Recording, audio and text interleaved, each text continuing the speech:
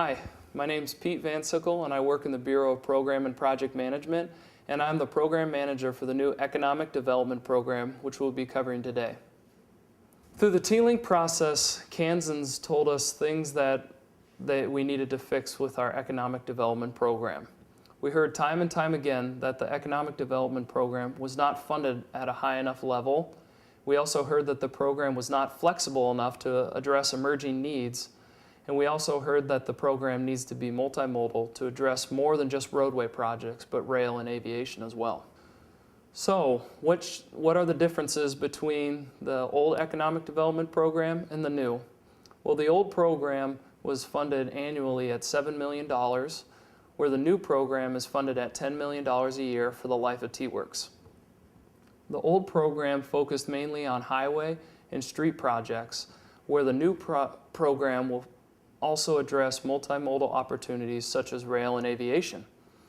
Projects in the old program were selected annually, where in the new program, project selection will be ongoing to ensure flexibility and to address those emerging needs. Also, in the old program, KDOT strictly worked with public entities such as cities and counties, where now KDOT will work with those same public entities, but also with private companies and developers. For project eligibility, it starts very simple.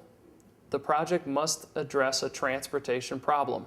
Whether that problem is with access, with congestion, or with safety, the root of the problem must be fixed with a transportation project.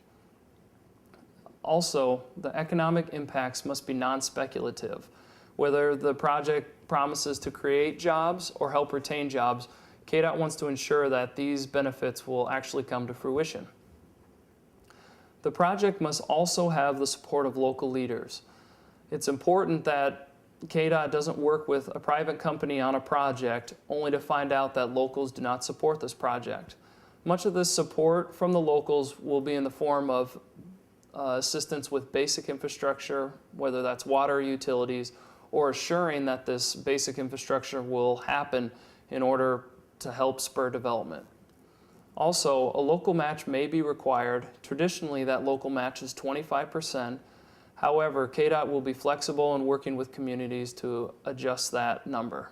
KDOT also wants to make sure that the project does not simply transfer business from one portion of the state to another.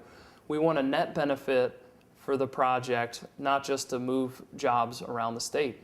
And also, any of the projects don't necessarily have to be on the state highway system, which is also important to keep in mind.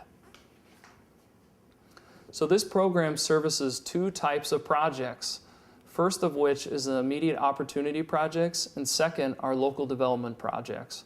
Immediate opportunity projects will result in immediate and permanent job creation, whereas local development project focuses more on job retention and is more similar to those projects funded in the old program. For immediate opportunity projects, they will be funded and will be approved and funded on a first-come, first-served basis. This is done to ensure that decisions can be made quickly and at the speed of business.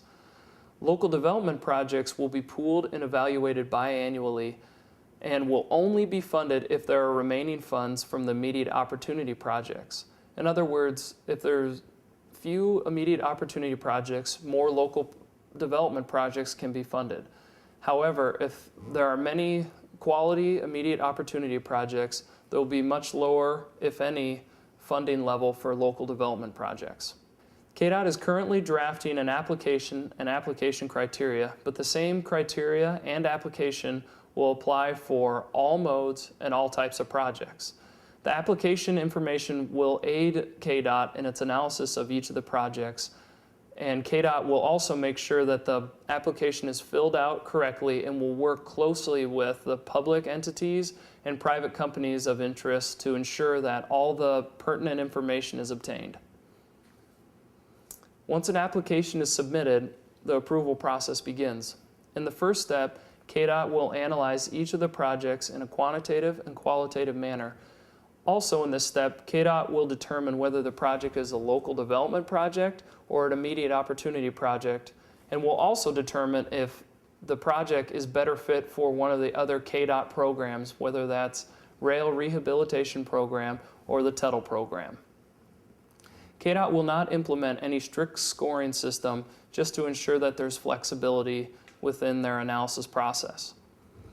Once the first step is completed, the information will be passed along to an external economic expert working group, which will be appointed by the KDOT secretary and will resemble working groups assembled in the past.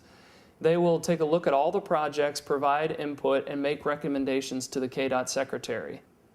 And finally, the KDOT secretary will approve or not approve projects for funding. That wraps up the Economic Development Program video.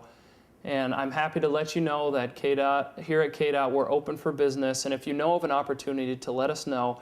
And here's my contact information, and additional information will also be provided online. So thank you for your time, and thanks for watching.